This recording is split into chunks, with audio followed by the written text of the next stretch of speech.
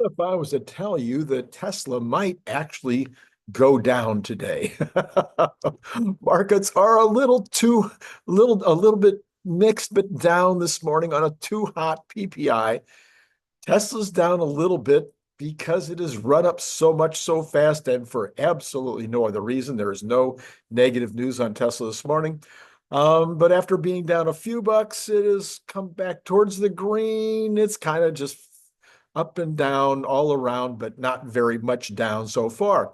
And we'll check on that in a few minutes and see where it's going this morning. I'm guessing, well, first of all, Cathie Wood has, according to one report at least, Cathie Wood has trimmed, and other people are going to do the same thing, just like I did. We'll talk about that in a minute. Eggs again. The PPI was hotter than expected, and it was goods this time, not services. The culprit was eggs. Anyway, equities are off because of that. Bond yields are up because of that. And anyway, we'll check all that also. Now, let me just be really clear about what I did yesterday, because there's been a little confusion on X. Maybe I didn't look at the comments from yesterday yet, but maybe you're confused as well. My primary, I'm old, okay? 76, heading towards 77. My primary holdings are property. My secondary holdings are whatever the 403(b) administrator says they should be. Totally conservative. Almost the vast majority of the, what would you call, same as cash, holdings are there. My third level holdings are Tesla stock. They're not most of you have way more Tesla stock than I do, but it's not unsubstantial. My play money, which is never more than I could lose without shedding a single tear, is in Tesla Leaps, or was until I sold yesterday, and which I will reinvest in Tesla Leaps at some point. I'm not day trading anymore. I did that in 2020, 2021, and made a ton of money.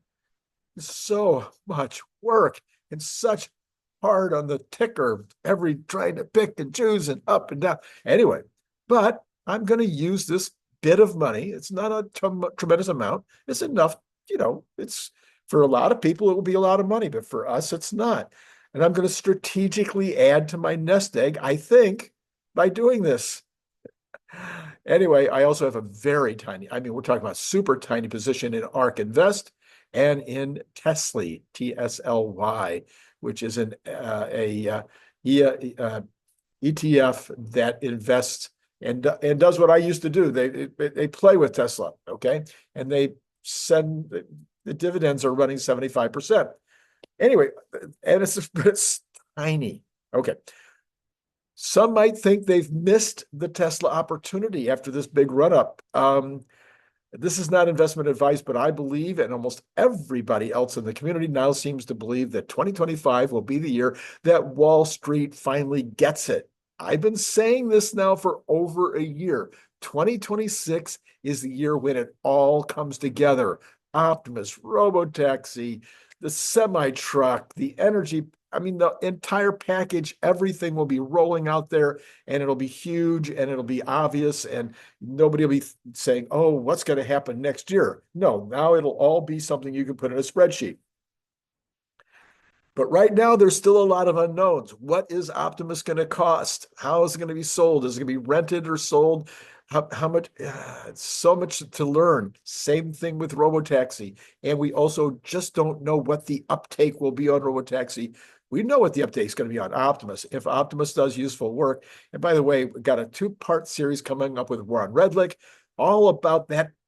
We have a very active discussion about that uptake and what's going to happen with Optimus over the next couple of years. Right now, it is really an unknown, but it's going to be massive, whatever it is. And by 2030, it'll be astronomical, as will Robotaxi. But what's going to happen in 2026, 2027, 2028 right now is really hard to guess. But it's still going to be big. And 2025 is the year when Wall Street is going to get it. They will begin to understand the ramifications. And this, what we've just gone through the last 10 days, has been a preview of Wall Street getting it. I still maintain the Bank of America's statement about, what was that, 10 days ago or so, when Bank of America came out with their note, they said it elegantly and they said it loudly. And that has been the catalyst for everything that's happened since. The stock went up, the other, investment banks and folks that report, the other analysts, they started coming out, raising their estimations of what the stock is going to go to. And this had nothing to do with the foundational fundamentals, the earnings in the first quarter, the earnings in the second quarter, none of that. Okay. It's just all to do with people beginning to get the story again. So, and this is not part of the Trump bump. The Trump bump was done 10 days ago.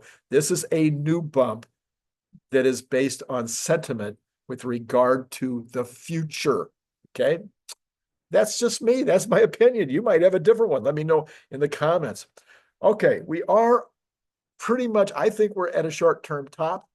I think, it was 230 in the overnights last night. I don't think it's going to go above 230, 430. I don't think it's going to go above 430. Brian Wang will be on the show either tonight or tomorrow, and he'll give the other side of that. He'll say, no, we're not at the all-time. We're not at the, the short-term top, and he'll give his theories on that, and we'll see what we both think about that. I'm pretty sure, or not sure, I say there's a more than 25, maybe even more than a third chance that we're going to retest 380. I think that could happen in the short term. I'm not going to try to wait until 380 to get back into leaps. I'd be very happy to get back in at 402, 403. That would be super nice if I kind of see the trend going down and to jump in about there. I'm not trying to find the bottom. I'm just trying to find a nice profit by selling high and buying back in low. AJ says his estimation, that's a new word. AJ says here's his next 2 months in his opinion. Bottom line, various key events upcoming providing significant opportunity for the stock to bounce should a significant pullback happen, a significant pullback. Downside protection absent force majeure. I recommend not to gamble too much. This is AJ, not Randy. He says, I recommend not to gamble too much on on exiting, trimming, and trying to time reentries. That's what I just did. High risk stock, but I'm only doing it with this much money. High risk stock could trade away and potential incremental alpha appears limited. He says this is not trading advice. Short-term timeline worth keeping in mind, not a catalyst list. These are short-term timeline, not catalysts. See, I've got what I call the market makers, which are not exactly catalysts. They're kind of above catalysts. They're bigger than catalysts. I think what he's saying is these are not as hot as catalysts. Number one, year-end window dressing is ongoing. Some funds will buy Tesla to be able to show to their clients they own Tesla in 2024. Obviously, they won't say it was just for a couple of days and that they missed the rally. Number two, 18th of December, next rate cut. Markets expect at 98%. So if that rate cut doesn't happen, that could be a problem. Number three, Tesla fourth quarter deliveries and energy storage. It's clear that this will be an all-time high. Number four, Trump inauguration on January 20th. Likely peak optimism on strong speech relief. Many large investors positioning themselves for U.S. GDP growth. Number five, January 22nd, Tesla fourth quarter earnings. Management will talk about 2025, probably provide guidance this year, he thinks. Management will be very bullish on FSD and various other items. This time, the market will pay attention since hard FSD evidence is growing by the day. I agree with pretty much everything he just said. January, February, CES in January, everybody will be talking about AI. Late January, hyperscalers will earnings season, and importantly, the 2025 outlook releases. AI will be front and center. Yeah, this will be, so when we start looking at these other reports from the other major market makers, it will be very, I think, enthusiastic and exciting for 2025. Positive backdrop for AI names like Tesla. FSD version 13.3 or whatever, 14, who knows what it'll be. But it will be very good, he says. And then lower cost vehicle becoming extremely hard to hide due to road testing. So in January and February, we should start to be really getting some early ideas about what the Model Q is going to be. Anyway, he says his price target continues to be 600 for the year end, mine is 700. But remember, my 700 does not include a robotaxi rollout or an Optimus reveal. Either one of those things happen, we're talking 1,000 or more.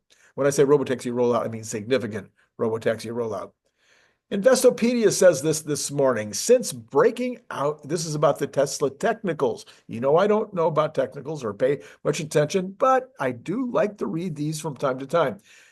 Investopedia says, since breaking out from an ascending triangle early last month following the presidential election, Tesla shares have continued to trend sharply higher. Oh, really? The Relative Strength Index, RSI, confirms bullish price momentum with a reading above 70 threshold, though the indicator also cautions of an overbought condition in the stock, increasing the chances for near-term profit taking. Given the shares have moved into price discovery mode, let's turn to technical analysts to forecast a potentially bullish price target, but also point out key support levels to keep an eye on during possible pullbacks. Investors can forecast a bullish price target by using the measuring principle known by chart watchers as the measured move technique. To apply this tool to Tesla's chart, we calculate the percentage chance between the ascending triangle's lower and upper trend lines and add it to the pattern's top trend line value. I don't know. For instance, we apply a 121% increase to 265, which projects a bullish target of 585, a region where investors may be satisfied to lock in profits. 585, very close to AJ's number. Key support level, but I'm thinking they think it happens a lot sooner than the end of the year. Key support levels to monitor. During retracements, investors should initially monitor the 380 level. Oh, what did I just say? This area, about 11% below Wednesday's closing price, may attract support near several peaks that formed on the chart between November of 2021 and April of 2022. Tesla bulls' failure to defend this level could see the stock retreat to around 300, which I said 2 days ago. Investors may seek to scoop up shares in this location near psychological round numbers and trend line that connects a series of highs over a 12-month period from July 2022 to July of last year. So there you go. That's pretty much where I'm feeling. I'm feeling like 300 is a very unlikely low, 380 a very likely low. Low 400s, because remember the 400 is going to be a psychological barrier going down as it was going up. So it could be that 400 really is the stopping place. And then I think we could trade in 400, 380 to 430. Who knows? I might buy and sell my leaps a couple of more times. Hans Mast has another historical analysis this morning. I have not quoted Hans Mast before. That is on X, is HANSMAST, just like it sounds. In 2013, he says, when Tesla broke out of an 852-day consolidation, it went up 186% from top of the consolidation in 3 months. 186% in 3 months after 852-day consolidation. In 2019, when it broke out of a 914-day consolidation, very similar, it went up 150% in 3 months. It says in 2024, after Tesla consolidated for 1,127 days, it would go up in 3 months. 150% would be 623 in February. 186 would have it at 773 in February. He says he is positioned accordingly and asks, are you? Not investment advice. From MarketWatch. And based on Chief Executive Elon Musk's latest disclosures, which showed that he owns 715 million Tesla shares, the win streak has added 52.45 billion to his wealth. That helped, and that doesn't count the extension of his wealth that he got from the big increase, about a huge increase in the value of SpaceX. That helped extend his lead as the world's richest person with a total net worth of 447 billion, according to Bloomberg. Amazon.com Inc. Amazon founder and executive chair Jeff Bezos is a distant second with a net worth of 249, 447 to 229, 249 rather.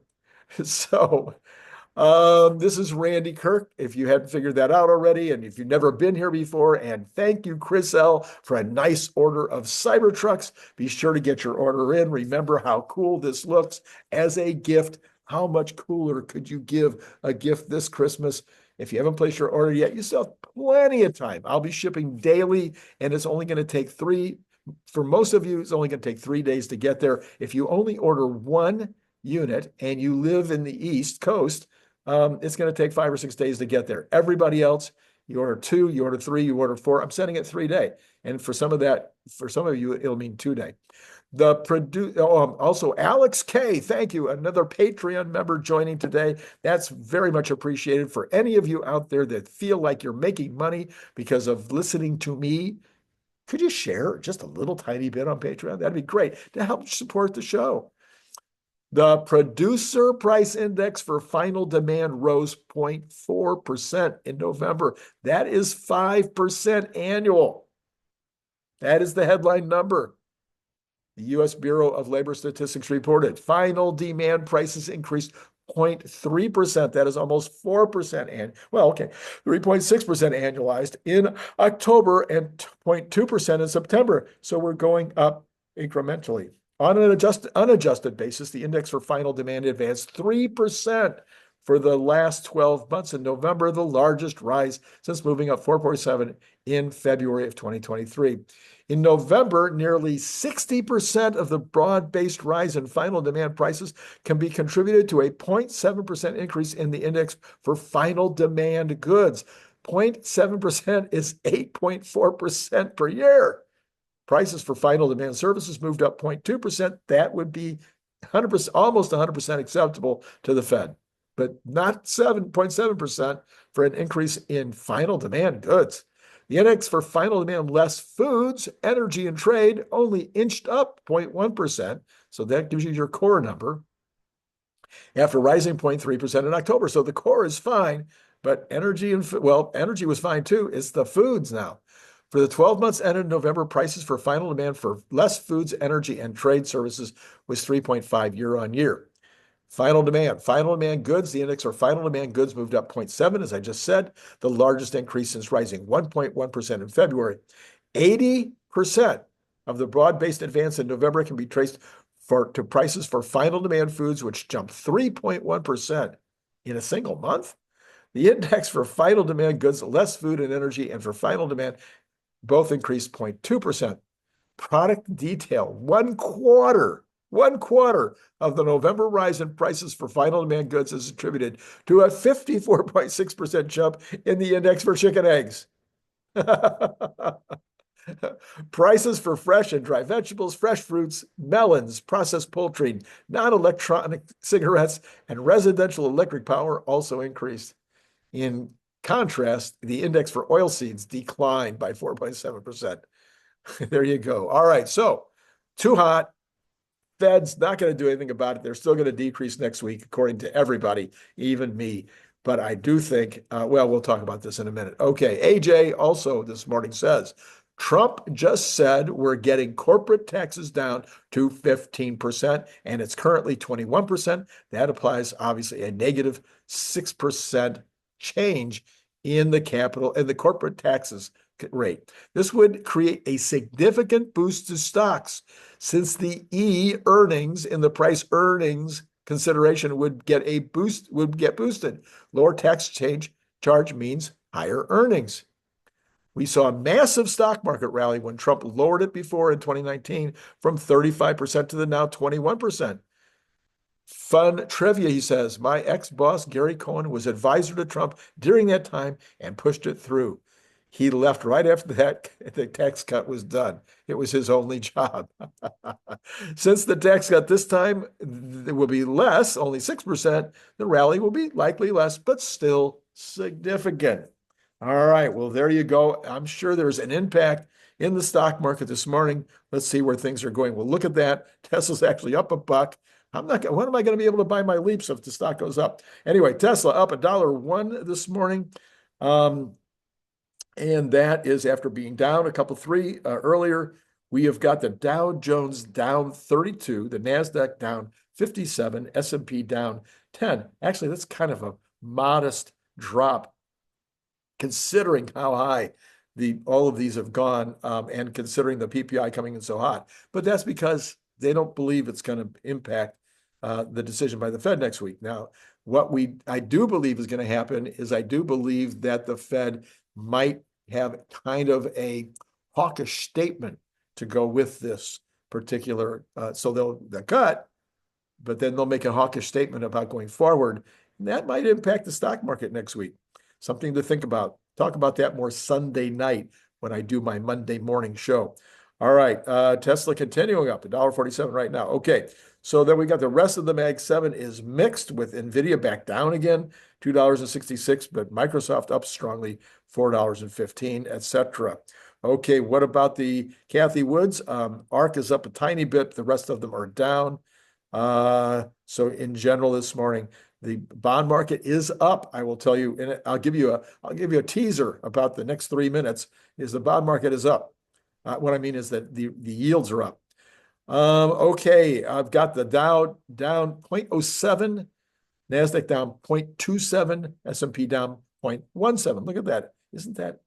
I notice these things. Anyway, and Tesla is up 0.12, or only 51 cents now. I think we're going to see. We're going to be tested. What are we going to test today? We're going to test 410 is going to be the number today. Will I buy back at 410? Probably not. I really think we're going to eventually test 380, but I think I'll probably jump in around 403. Maybe none of that happens, and maybe I do. Maybe I have to pay more. Who knows? These things happen sometimes. All right, let's go ahead and look at those bonds. Yes, very sad this morning, up 3.5 basis points on the 10-year to 4.306, back over that 4.25. What is this telling you? You should be able to write it down. You should be able to write it down and put it in the comments because I've said it so often.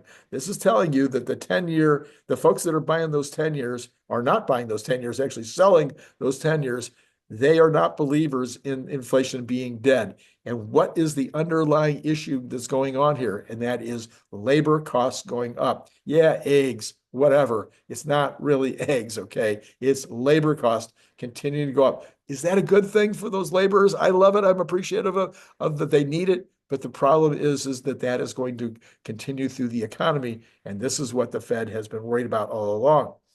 All right, the 2-year is only up 0.4% of 1 basis point, and the 1 month is down actually 1.9 basis points, 357, 4357, 42, getting very, very close for the 1 month reinverting.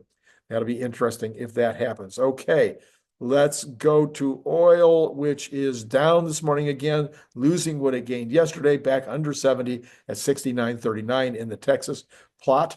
And the Brent is at 72.73, getting very close to the $3 again, meaning that, to me anyway, what that means is the Middle East is now off the table in terms of the concern.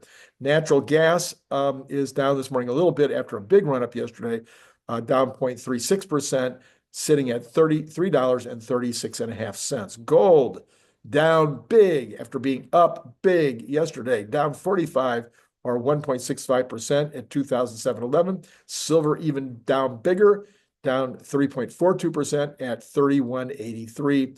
And copper also down 0.57 at 4.237. I've got the dollar holding steady according to the headline, but slightly down today. We have got Bitcoin up. I'm sorry, was up, but now down a little bit, $51. Not very much. 101, 445, 422 just changed as I was watching it. Anyway, it changes like that all the time. See, it's now 418. I mean, it's just, crazy. All right. That is it on all the different markets. What we've got coming up later today, of course, this is Bradford Ferguson's day at approximately 5 o'clock, 5:30, something like that. He'll be on. And then for tonight, it might be Brian Wang. It might be lots of things, but Brian Wang is the most likely. Okay, if Brian's not on tonight, he'll be on tomorrow night. But we may be recording that today, which will put it on tonight. And then yesterday, a fantastic conversation with Robert Scoble. If you haven't watched that conversation yet, I'll put that card right up here. Robert Scoble, of course, well-known tech analyst, well-known tech blogger, has been at the forefront of, has been on site for so many of the big moments of the last 30 years with regard to tech. He has a lot to say about Tesla's Optimus, a lot to say about Robotaxi, and a lot to say about things not related to Tesla that are kind of fun and interesting that are coming our way. Again, the card will be right here. In the meantime, joining Patreon would be a nice Christmas present for your buddy Randy. Even if you only join at the $3 level, it's a $36 gift. But, you know, joining at the $5, the $10, or join the other two $50 folks like Gary. Gary's been $50 for a long time. You could join at the $50 level and really, really support the channel. Maybe you've made a lot of money by listening to my nutsy stuff. I don't know. Could happen. One or two people have. They've told me about it. At least two. Anyway, we've got, and then Cybertruck Bottle Opener, $25 for one, $45 for two, $65 for three, $80 for four. Send it to paypal.me/Randy and or go down below. Look at the description if you didn't get that when I said it so fast. All right, where are we at now? See, Tesla's back up 71 cents as I leave you for today. And it's been great talking to you.